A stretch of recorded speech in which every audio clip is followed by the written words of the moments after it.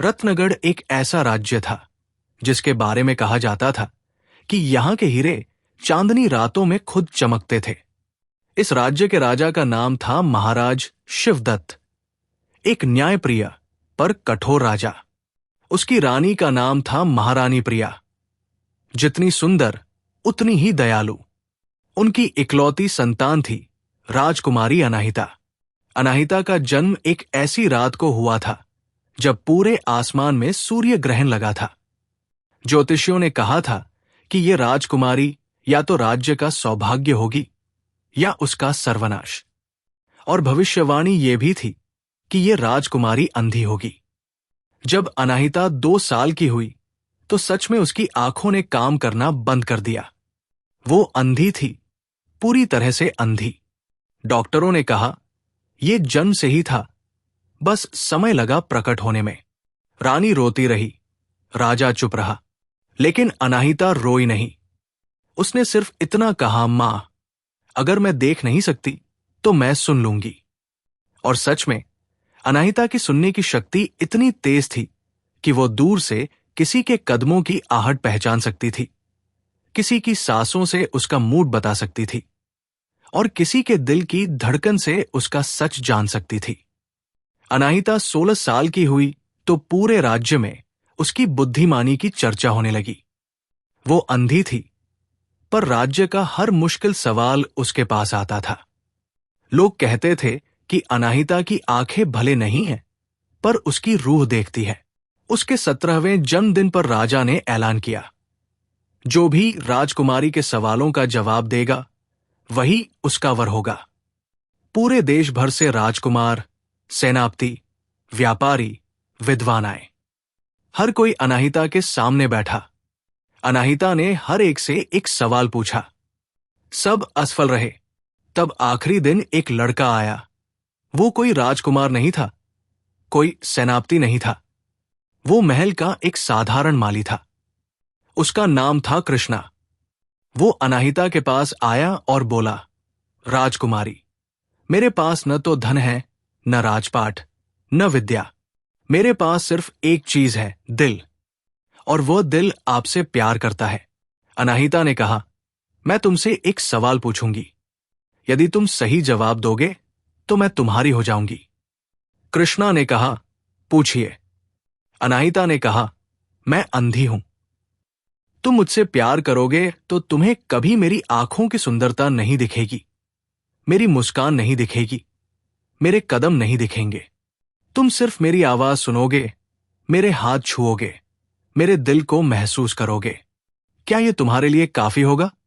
कृष्णा ने उसके सामने घुटने टेक दिए और बोला, राजकुमारी, एक फूल अपनी सुंदरता के लिए नहीं चुना जाता, बल्कि उसकी खुशबू के लिए।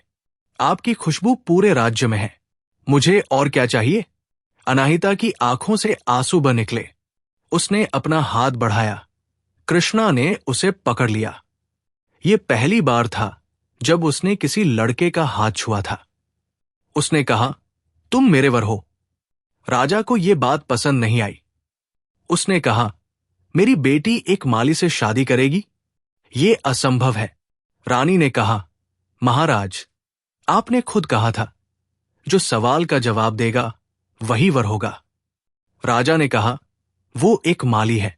अनाहिता ने तब राजा से कहा, पिताजी, आप मुझे देख नहीं सकते, पर कृष्णा ने मुझे देखा। आपके दरबार के सभी राजकुमारों ने मेरे अंधेपन को देखा, पर कृष्णा ने मेरे दिल को देखा। इसमें आपको क्या एतराज है? राजा चुप हो गया। उसने शादी की इजाजत दे दी, पर एक शर्त पर। कृष्णा पहले राजा का एक काम करेगा। उस राज्य के पड़ोस में एक भयंकर डाकू था, कालकेसरी। राजा ने कहा, कृष्णा, अगर तू उस डाकू को मारकर उसका सिर लेकर आया तो तू मेरे योग्य होगा, वरना यह शादी नहीं होगी। कृष्णा ने हां कर दी। अनाहिता ने उससे कहा, तुम नहीं जानते कालकेसरी को। वो कोई साधारण डाकू नहीं है। वो बिना तलवार उठाए 100 सैनिक मार सकता है। कृष्णा ने कहा, मुझे तुमसे प्यार करने के लिए योद्धा होने की जरूरत नहीं है, पर तुम्हें पाने के लिए मैं योद्धा बन सकता हूं। वो चला गया। अनाहिता ने 7 दिन और 7 रात उसकी प्रतीक्षा की। 8वें दिन कृष्णा लौटा। उसके हाथ में कालकेसरी का सिर था। वो घायल था, खून से लथपथ था, पर जीवित था। उसने अनाहिता के सामने वो सिर रखा और कहा, मैंने तुम्हारे लिए ये किया। राजा ने देखा और वो हैरान रह गया। उसने कहा, तुमने ये कैसे किया? कृष्णा ने कहा, जब कोई सच्चे दिल से प्यार करता है तो वो दुनिया की सबसे बड़ी ताकत बन जाता है। शादी की तैयारियां शुरू हो गई। पूरे राज्य में खुशियां थी। पर शादी से 3 दिन पहले एक रात अनाहिता अपने कमरे में अकेली थी। तभी उसने अपने कमरे के दरवाजे पर कदमों की आहट सुनी। कदम धीरे थे, पर बहुत परिचित थे। उसने पूछा, कौन? कोई जवाब नहीं आया। फिर उसने महसूस किया कि कोई उसके पास आ रहा है। उसने हाथ बढ़ाया, पर कोई नहीं था। तभी उसके कान में एक फुसफुसाहट आई, वो जिस पर तुम भरोसा करती हो वही तुम्हारी मौत बनेगा। अनाहिता घबरा गई। वो उठी, दरवाजे की तरफ बढ़ी, पर तभी उसे लगा कि उसके पैर किसी चीज में उलझ गए हैं। वो गिर गई। उसने महसूस किया कि उसके गिरने से पहले ही कोई उसे पकड़ रहा था। वही हाथ जो कभी उसके हाथ में था, पर वो हाथ अब ठंडा था, बहुत ठंडा। उसने पूछा, कृष्णा, क्या तुम हो? कोई जवाब नहीं आया। तभी कमरे में रोशनी हुई। दरवाजा खुला। महारानी प्रिया अंदर आई। उसने देखा कि अनाहिता फर्श पर पड़ी थी। उसके बगल में एक खंजर था, खून से सना। अनाहिता बेहोश थी। रानी चिल्लाई। पूरा महल जाग गया। सब आए। राजा आया, सेनापति आया, डॉक्टर आया। सभी ने देखा कि अनाहिता की गर्दन पर गहरा जख्म था। वो मर चुकी थी। अंधी राजकुमारी मर चुकी थी और उसके कमरे में सिर्फ 3 चीजें थी। वो खून से सना खंजर, एक सूखा हुआ गुलाब और एक पत्र जिस पर लिखा था, मैं खुद मरी, मुझे मारा नहीं गया। पत्र पर अनाहिता की उंगलियों के निशान नहीं थे। कोई भी उंगली का निशान नहीं था, मानो ये पत्र किसी भूत ने लिखा हो। राजा टूट गया। उसने चिल्लाकर कहा, किसने मेरी बेटी को मारा? कौन है यहां का मुजरिम? सब चुप थे। तभी किसी ने कहा, महाराज, कृष्णा कहाँ है? कृष्णा को ढूंढा गया। वो कहीं नहीं मिला। उसका कमरा खाली था। उसके सारे कपड़े, उसके हथियार, सब कुछ वहां था, पर वो नहीं था। राजा ने ऐलान कर दिया, कृष्णा ही हत्यारा है, उसे ढूंढो। पर कृष्णा का कोई पता नहीं चला। वो जैसे धरती में समा गया था। 7 दिन बीत गए, कृष्णा नहीं मिला। 7वें दिन अनाहिता के कमरे में एक और चीज मिली। उसके तकिए के नीचे एक छोटा सा खजाना। खजाने में एक कागज था। सच्चाई जानने के लिए चांदनी रात को उसी मीनार पर आओ जहां अनाहिता बैठती थी, और अकेले आओ, वरना सच हमेशा के लिए मर जाएगा। राजा ने उसी रात चांदनी में उस मीनार पर जाने का फैसला किया। वो अकेला गया। रात के 12 बजे वो मीनार पर पहुंचा। वहां कोई नहीं था। उसने आवाज लगाई तो पीछे से एक आवाज आई, महाराज, आप अकेले आए? राजा मुड़ा। वहां खड़ा था कृष्णा, पर उसके हाथ में अनाहिता का खंजर था और उसकी आंखों में आग थी। राजा शिवदत्त ने कृष्णा को देखा। उसके हाथ में खंजर था, आंखों में आग थी और चेहरे पर वही प्यार था जो उसने अनाहिता के लिए दिखाया था। राजा ने कहा, तू ही है जिसने मेरी बेटी को मारा? कृष्णा की आंखों से आंसू बह निकले। उसने खंजर फर्श पर पटक दिया और बोला, महाराज, अगर मैंने उसे मारा होता तो आज मैं यहां खड़ा नहीं होता। मैं उसके बिना जी नहीं सकता, मर कैसे सकता हूं? राजा ने कहा, तो फिर सच क्या है? तू कहाँ था उस रात? कृष्णा ने कहा, महाराज, मैं आपको पूरा सच बताऊंगा, पर पहले मुझसे एक सवाल पूछिए। क्या आपकी बेटी की मौत के बाद से महल में किसी ने कुछ अजीब महसूस किया है? राजा ने सोचा। उसे याद आया, अनाहिता की मौत के बाद से महल में रात को अजीब सी आवाजें आती थी। कोई रो रहा था, कोई हंस रहा था, कोई दीवारों पर खरोंच लगा रहा था। सैनिकों ने कहा कि ये भूत है, पर राजा ने कभी विश्वास नहीं किया। कृष्णा ने कहा, महाराज, वो अनाहिता की आत्मा नहीं है, वो कोई और है जो अनाहिता बनकर आता है। मुझे उसने पिछले 7 दिनों में 3 बार बुलाया है। हर बार वो अनाहिता की आवाज में बात करता है, अनाहिता के कदमों से चलता है, अनाहिता की खुशबू रखता है, पर वो अनाहिता नहीं है। राजा ने कहा, तो वो कौन है? कृष्णा ने कहा, मुझे नहीं पता, पर मैं उसे ढूंढूंगा, चाहे मुझे अपनी जान ही क्यों न देनी पड़े। उसी रात कृष्णा ने राजा से अनुमति लेकर महल के उस हिस्से में रहने की अनुमति ली जहां अनाहिता रहती थी। राजा ने कहा, तू वहां रहना चाहता है जहां मेरी बेटी मारी गई? कृष्णा ने कहा, हां, क्योंकि मैंने उससे कहा था कि मैं उसके साथ मरूंगा। अब चाहे वो जिंदा हो या मुर्दा, मैं उसके साथ हूं। पहली रात कृष्णा अनाहिता के कमरे में अकेला बैठा था। उसने उसकी चीजें देखी, उसकी किताबें, उसके गहने, उसकी वो बांसुरी जो वो बजाती थी। उसने वो बांसुरी उठाई और अपने होठों से लगा ली। बांसुरी से आवाज नहीं निकली, बल्कि उसमें से एक फुसफुसाहट आई, कृष्णा, कृष्णा, तुम आ गए। कृष्णा चौंक गया। उसने बांसुरी नीचे रख दी। फुसफुसाहट बंद हो गई। उसने फिर उठाया, फिर वही आवाज। उसने समझ लिया कि ये बांसुरी कोई साधारण बांसुरी नहीं है। ये वही बांसुरी है जिसे अनाहिता हर रात बजाती थी, और शायद उसने अपने आखिरी पलों में इसमें कुछ छुपा दिया था। उसने बांसुरी को तोड़ा। अंदर से एक छोटा सा कागज निकला। उस पर लिखा था, मेरा विश्वास करो कि मैं खुद मरी। मुझे मारा नहीं गया, पर मरने से पहले मैं एक सच जान गई थी।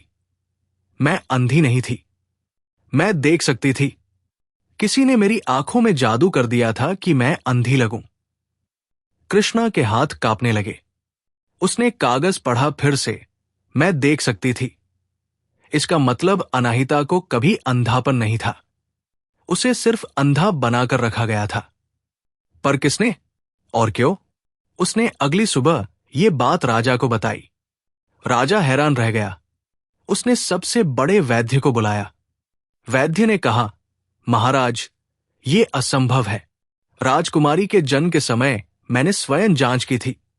उसकी आंखों में कोई रोग नहीं था। फिर वो अंधी कैसे हो गई? ये तो कोई बहुत बड़ा जादू है। राजा ने पूरे राज्य के तांत्रिकों को बुलाया। सबने कहा कि ये कोई साधारण जादू नहीं है, ये तो किसी बहुत बड़ी शक्ति का काम है। तब एक बूढ़े सन्यासी ने आकर कहा, महाराज, ये जादू आपके ही महल के किसी व्यक्ति ने किया है, कोई बाहर का नहीं। राजा ने कहा, कौन? सन्यासी ने कहा, वो जो सबसे अधिक दुखी था, जो सबसे अधिक खुश था, जो सबसे अधिक नफरत करता था और जो सबसे अधिक प्यार करता था, सब एक ही व्यक्ति था। राजा समझ नहीं पाया। उसने कृष्णा से कहा, तुम इस रहस्य को सुलझाओ। मैं तुम्हें 7 दिन का समय देता हूं। अगर तुमने सच निकाल लिया तो तुम मेरे राज्य के उत्तराधिकारी होगे। अगर नहीं निकाल पाए तो तुम्हारा सिर कलम कर दिया जाएगा। कृष्णा ने हां कर दी। उसने उन 7 दिनों में अनाहिता के बचपन के हर पल को खंगाला। उसने उन नौकरों से बात की जिन्होंने उसे बचपन में देखा था। उसने उन शिक्षकों से बात की जिन्होंने उसे पढ़ाया था। उसने उन डॉक्टरों से बात की जिन्होंने उसका इलाज किया था। और धीरे धीरे उसे एक बात समझ में आने लगी। अनाहिता के जीवन में एक व्यक्ति था जो हर घटना में मौजूद था।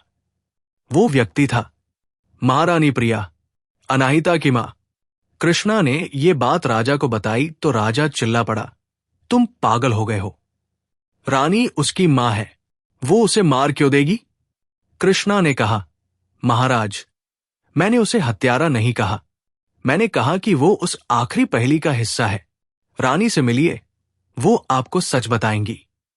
राजा रानी के पास गया। रानी अपने कमरे में अकेली बैठी थी। आंखें लाल थी, रो रही थी। राजा ने कहा, प्रिया, क्या तुम कुछ छुपा रही हो? रानी चुप रही। राजा ने फिर पूछा, क्या तुम्हें पता था कि अनाहिता अंधी नहीं थी? रानी की आंखों में घबराहट आ गई। उसने कहा, कौन कहता है? राजा ने कहा, अनाहिता ने खुद लिखा था। उसने एक बांसुरी के अंदर कागज छुपाया था। रानी रोने लगी। उसने कहा, महाराज, मैंने कभी किसी को नहीं बताया, पर आज बताती हूं। अनाहिता अंधी नहीं थी। वो बचपन में बिल्कुल सामान्य थी। पर एक दिन एक महिला आई, मेरी बहन, जो मुझसे जलती थी, जो चाहती थी कि मेरी बेटी सबसे अलग हो। उसने अनाहिता की आंखों में जादू कर दिया। मैंने उसे रोका नहीं, क्योंकि मैं डर गई थी। मैंने सोचा, अगर राजा को पता चला कि मेरी बहन जादूगरनी है, तो वो मुझे भी राज्य से निकाल देगा। इसलिए मैं चुप रही। राजा का चेहरा सफेद पड़ गया। उसने कहा, तुम्हारी बहन? वो कहाँ है अब? रानी ने कहा, वो इसी महल में है। उसने अपना रूप बदल लिया है। वो अब नौकरानी बनकर रहती है। उसका नाम है चंपा। राजा ने तुरंत चंपा को बुलवाया। चंपा जब आई तो उसने सबके सामने अपना असली रूप दिखाया। वो एक साधारण नौकरानी नहीं थी। वो एक शक्तिशाली जादूगरनी थी, जिसने अनाहिता की आंखें छीन ली थी। राजा ने पूछा, तूने ऐसा क्यों किया? चंपा ने कहा, क्योंकि मैं रानी बनना चाहती थी। मेरी बहन मुझसे सुंदर थी, इसलिए राजा ने उससे शादी कर ली। मैं चाहती थी कि उसकी बेटी सबसे बदसूरत हो, अंधी हो। और मैंने वही किया। राजा ने तलवार निकाल ली, पर चंपा हंसी। उसने कहा, मुझे मारने से पहले जान लो, तुम्हारी बेटी को किसने मारा? राजा ने कहा, किसने? चंपा ने कहा, उसी ने जिस पर उसे सबसे अधिक भरोसा था, उसकी मां ने। रानी चिल्लाई, झूठ, मैंने अपनी बेटी को नहीं मारा। चंपा ने कहा, तुमने अपने हाथों से नहीं मारा, पर तुम्हारी चुप्पी ने मारा। अगर तुमने पहले ही बता दिया होता कि वो अंधी नहीं है, तो शायद वो आज जीवित होती। रानी फर्श पर गिर पड़ी। उसने राजा के पैर पकड़ लिए और कहा, महाराज, मुझे माफ कर दो। राजा शिवदत्त ने रानी प्रिया को फर्श से उठाया। उसके मन में गुस्सा था, दर्द था, विश्वासघात का एहसास था, पर फिर भी वो उसका पति था। उसने कहा, प्रिया, तुमने सालों मुझसे झूठ बोला। तुमने अपनी बेटी को अंधा रहने दिया, जबकि वो देख सकती थी।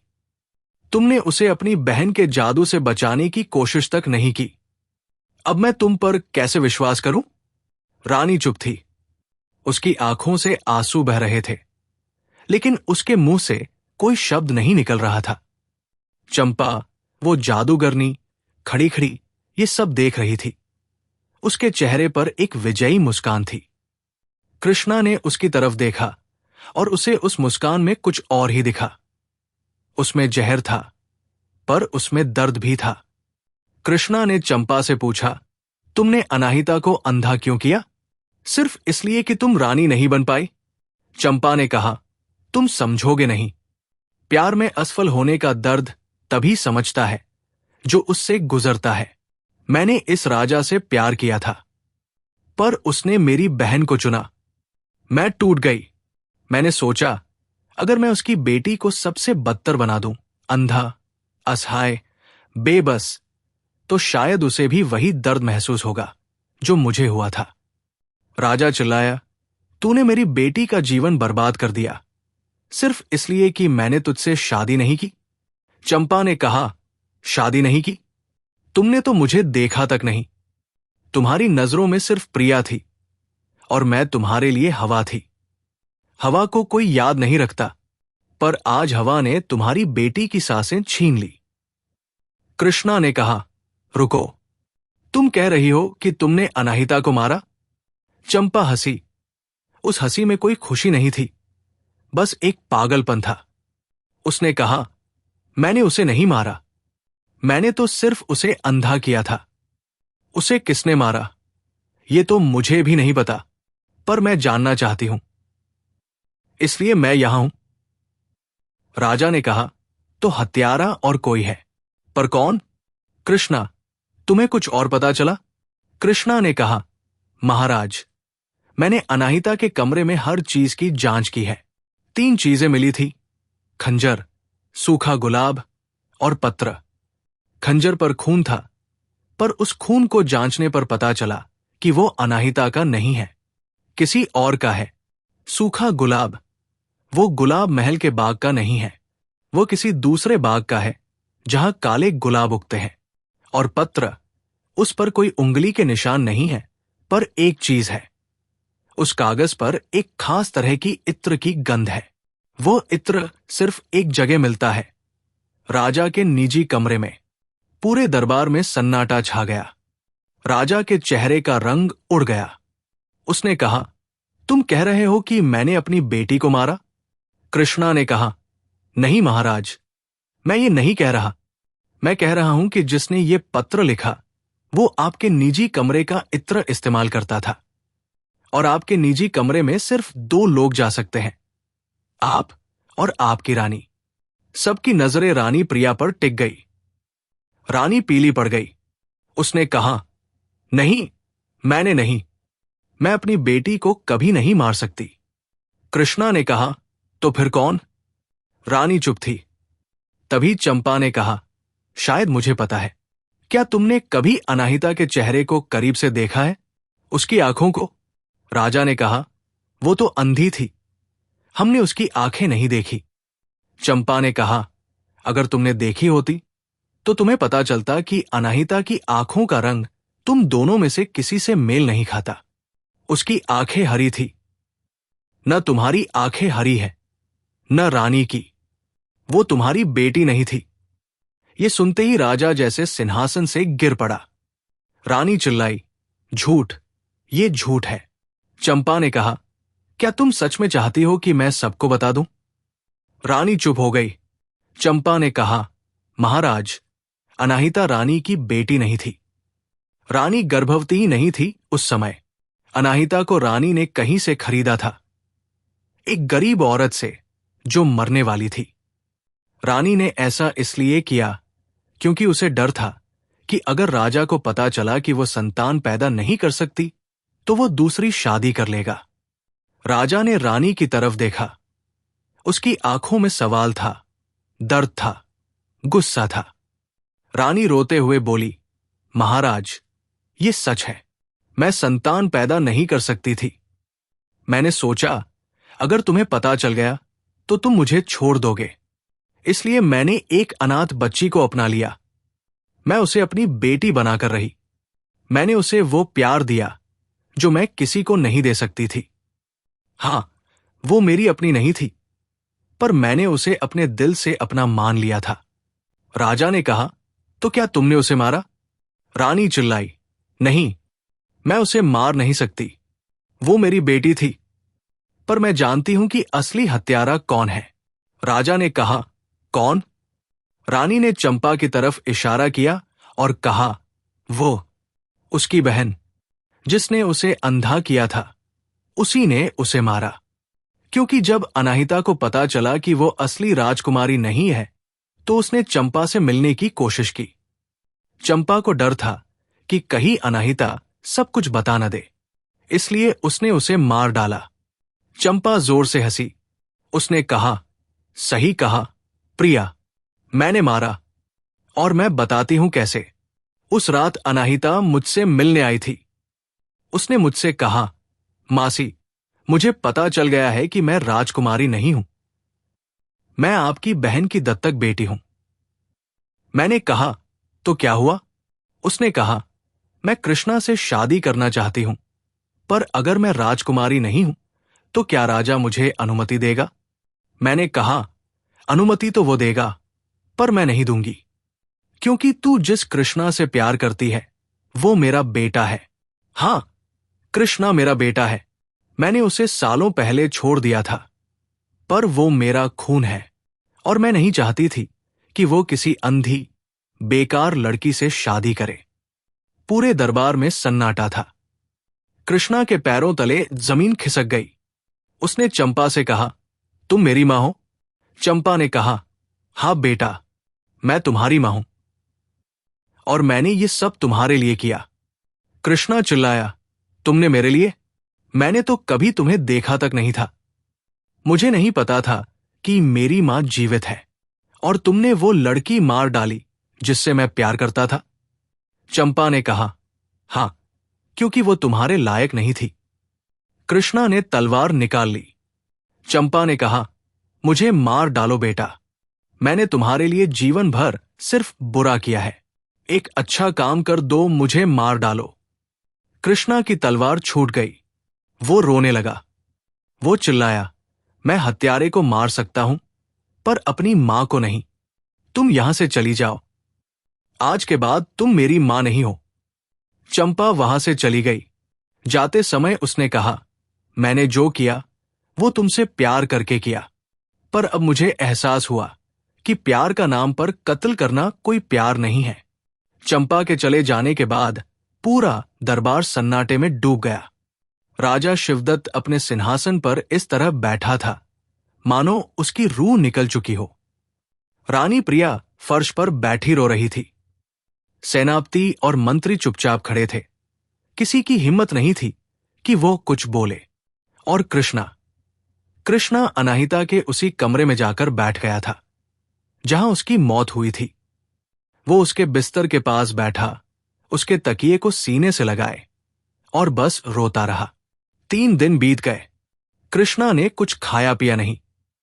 चौथे दिन राजा खुद उसके पास आया और बोला, बेटा उठो, अनाहिता की आत्मा तुम्हें ऐसे देखकर दुखी होगी। कृष्णा ने कहा, महाराज, मैं ये सब नहीं समझ पा रहा हूं। मेरी मां ने उसे मार डाला। मैं अपनी मां को मार नहीं सकता, पर उसके खून का बदला भी नहीं ले सकता। मैं क्या करूं? राजा ने कहा, सबसे पहले सच जानो कृष्णा, क्या तुम्हें पूरा यकीन है कि चंपा ने ही मारा है?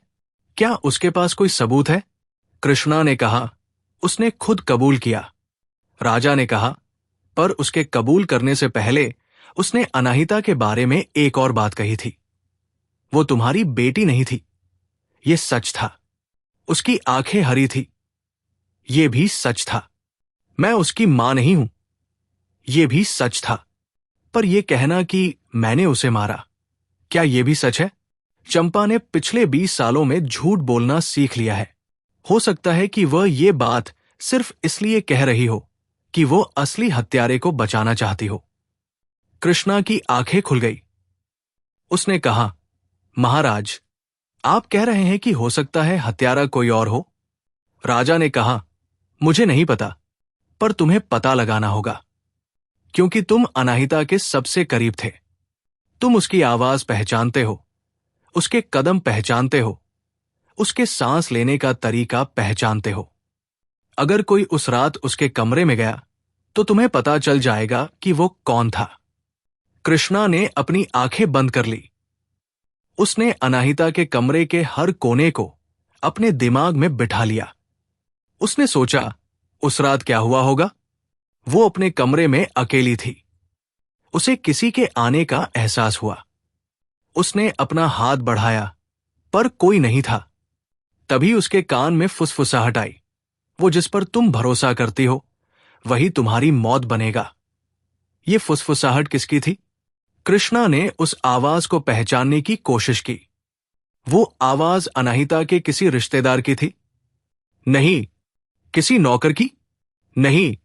वो आवाज तो उसी की थी, उस आदमी की जो अनाहिता के जीवन में कभी नहीं आया था, पर जिसका नाम उसने अपने आखिरी पत्र में लिखा था। कृष्णा ने राजा से कहा, महाराज, अनाहिता का वो पत्र जो बांसुरी में मिला था, उसमें सिर्फ ये नहीं लिखा था कि वो अंधी नहीं थी। उसमें एक और बात थी, मेरे असली पिता को ढूंढो, वही सब कुछ जानता है। राजा चौंक गया। उसने कहा, असली पिता? इसका मतलब अनाहिता को पता था कि उसके असली माता पिता कौन है? कृष्णा ने कहा, हो सकता है, और उसने शायद उनसे मिलने की कोशिश भी की हो। शायद उसी की वजह से उसकी मौत हुई। राजा ने तुरंत अपने सभी गुप्तचरों को लगा दिया। उसने कहा, उस गरीब औरत का पता लगाओ जिसने अनाहिता को बेचा था। वो शायद अभी जीवित हो। गुप्तचर 3 दिन में लौटे। उन्होंने बताया कि वो औरत मर चुकी है, पर उसकी एक बहन है जो अब भी उसी गांव में रहती है। उससे बात करके पता चला कि अनाहिता के असली पिता कोई साधारण आदमी नहीं थे। वो एक बहुत बड़ा सामंत थे जो कभी इसी राज्य में रहते थे। उनका नाम था सामंत विजय सिंह। पर विजय सिंह को कई साल पहले राजा शिवदत्त ने देश निकाला दे दिया था, क्योंकि उसने राजद्रोह किया था। राजा को ये नाम सुनते ही अपनी पुरानी यादें ताजा हो गई। उसने कहा, विजय सिंह, वही जो मुझसे नफरत करता था, जो हमेशा मेरी गद्दी हथियाना चाहता था, उसे मैंने राज्य से बाहर निकाल दिया था। कृष्णा ने कहा, और उसी की बेटी अनाहिता थी। राजा, आपने उसके पिता को निकाला, आपकी रानी ने उसे अपनी बेटी बनाकर रखा, और आपकी साली चंपा ने उसे अंधा कर दिया। इस बच्ची की जिंदगी तो आपके परिवार ने ही तबाह कर दी। राजा चुप था। उसकी आंखों में पानी था। उसने कहा, कृष्णा, अब मुझे समझ में आ रहा है कि अनाहिता ने क्यों लिखा था। मैं खुद मरी। शायद वो इस दर्द को और सहन नहीं कर सकती थी। उसे पता चल गया था कि वो कौन है, उसके असली पिता कौन है, उसकी मां ने उसे क्यों छोड़ा, और जिस परिवार में वो पली उसने उसके साथ क्या किया। शायद उसने खुद ही अपनी जान ले ली थी। कृष्णा ने कहा, नहीं महाराज, अनाहिता इतनी कमजोर नहीं थी। उसने खुद नहीं मारी अपने आप को। वो लड़ रही थी। उसने कहा था कि वो सच ढूंढेगी, और उसने सच ढूंढ लिया था। सच ये था कि उसके असली पिता विजय सिंह अब भी इस राज्य में छुपकर रहते थे, और उसी ने उसे मारा। राजा हैरान था। उसने कहा, कैसे? कृष्णा ने कहा, क्योंकि विजय सिंह को डर था कि अनाहिता अगर राजा के सामने सच बता देगी तो वो फिर से पकड़ा जाएगा। इसलिए उसने अपनी ही बेटी को मार डाला। वो खंजर जो अनाहिता के कमरे में मिला था, वो विजय सिंह का था। उस पर उसके परिवार का निशान था। वो सूखा गुलाब। वो गुलाब विजय सिंह के बाग से आया था, जहां काले गुलाब उगते हैं। और वो पत्र अनाहिता ने नहीं लिखा था। वो विजय सिंह ने लिखा था, ताकि सबको लगे कि उसने खुदकुशी की है। राजा ने तुरंत पूरे राज्य में विजय सिंह की तलाश शुरू करवा दी। 3 दिन में वो एक गुफा में छिपा हुआ मिला। वो बूढ़ा हो चुका था। उसकी दाढ़ी सफेद थी। उसके हाथ कांप रहे थे। राजा ने उससे पूछा, क्यों मारी अपनी बेटी को? विजय सिंह रोने लगा। उसने कहा, क्योंकि मुझे डर था। डर था कि अगर वो तुम्हें बता देगी तो तुम मुझे मार डालोगे। मैंने सोचा उसे मार दूं तो सब खत्म, पर मुझे नहीं पता था कि तुम फिर भी मुझे ढूंढ लोगे। राजा ने कहा, तूने अपनी बेटी का कत्ल किया सिर्फ अपनी जान बचाने के लिए।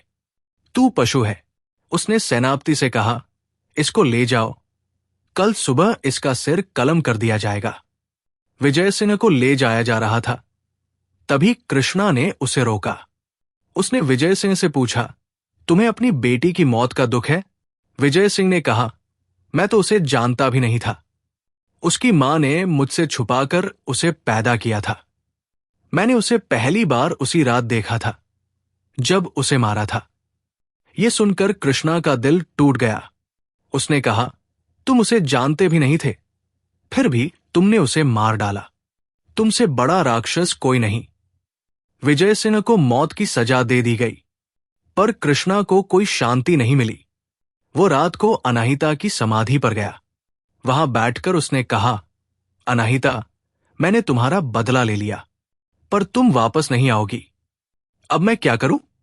तभी उसे अनाहिता की आवाज सुनाई दी, पर इस बार वो आवाज कहीं से नहीं आ रही थी। वो उसके दिल से आ रही थी।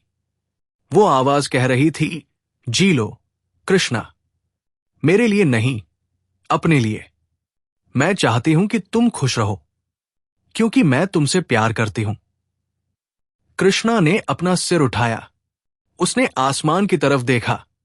तारे चमक रहे थे, और उनमें से एक तारा बाकियों से ज्यादा चमक रहा था। उसने सोचा, शायद वो अनाहिता है, शायद वो अब कहीं और है, पर उसका प्यार अभी भी यहां है। कृष्णा अनाहिता की समाधि पर बैठा रहा। उसके दिमाग में एक ही बात घूम रही थी। अनाहिता ने कहा था, मैं चाहती हूं कि तुम जी लो, पर जीना कैसे? उसके बिना तो हर सांस बोझ लग रही थी। सुबह हुई तो राजा स्वयं वहां आया। उसने कृष्णा को उठाया और कहा, बेटा, तुम्हें इस राज्य की जरूरत है। मैं बूढ़ा हो गया हूं। रानी ने जो किया, उसकी सजा मैंने ये तय की है कि वो जीवन भर इसी महल के एक कमरे में रहेगी, कैद की तरह। पर राज्य को एक नेता चाहिए। क्या तुम ये जिम्मेदारी लोगे? कृष्णा ने कहा, महाराज, मैं एक माली हूं, मुझे राजनीति नहीं आती। राजा ने कहा, अनाहिता को भी राजनीति नहीं आती थी, पर वो राज्य की सबसे बुद्धिमान राजकुमारी थी। तुमने उससे प्यार किया तो उसकी बुद्धि तो तुम्हें आई ही होगी। कृष्णा चुप रहा, फिर बोला, महाराज, मैं ये जिम्मेदारी लूंगा, पर एक शर्त पर। राजा ने कहा, क्या? कृष्णा ने कहा, अनाहिता के नाम पर एक स्कूल खोला जाएगा, उन सभी अंधे बच्चों के लिए जिन्हें दुनिया ने नकार दिया है। और उस स्कूल में हर बच्चे को यह सिखाया जाएगा कि अंधापन कोई अभिशाप नहीं, बल्कि एक अलग नजरिया है। राजा ने हां कर दी। कृष्णा राजगद्दी पर बैठा। उसने पहले दिन ही एक ऐसा कानून बनाया, राज्य का हर बच्चा, चाहे वो अमीर हो या गरीब, चाहे वो देख सकता हो या नहीं, उसे शिक्षा का अधिकार होगा। उसने अनाहिता के नाम का वो स्कूल खोला, जहां अंधे बच्चों को ब्रेल लिपि पढ़ाई जाती थी, संगीत सिखाया जाता था और उन्हें आत्मनिर्भर बनाया जाता था। उस स्कूल का नाम था अनाहिता स्मृति विद्यालय। एक दिन उस स्कूल में एक नई छात्रा आई। उसका नाम था कावेरी। वो भी अंधी थी, जन्म से नहीं, बल्कि एक दुर्घटना के बाद। वो बहुत उदास रहती थी, कभी किसी से बात नहीं करती थी।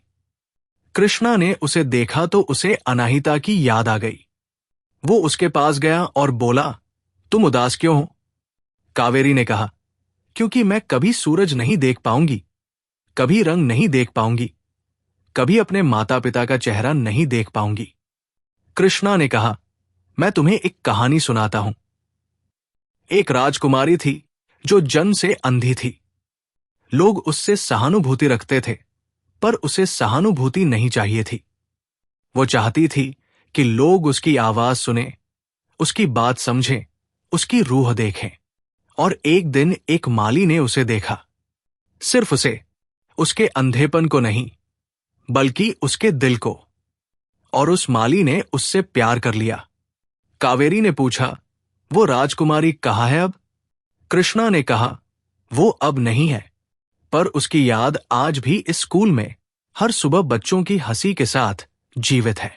कावेरी ने कहा, मैं उस राजकुमारी की तरह बनना चाहती हूं। कृष्णा ने कहा, तुम उससे भी बेहतर बनोगी, क्योंकि तुम्हारे पास वो मौका है जो उसके पास नहीं था, जीने का मौका। 10 साल बीत गए। कृष्णा ने राज्य को बहुत समृद्ध बना दिया। अनाहिता का स्कूल अब पूरे देश में मशहूर था। हर साल उसकी पुण्यतिथि पर कृष्णा उसकी समाधि पर जाता, एक चमेली का फूल चढ़ाता और कहता, देख, मैं जी रहा हूं। तूने कहा था ना, जी लो।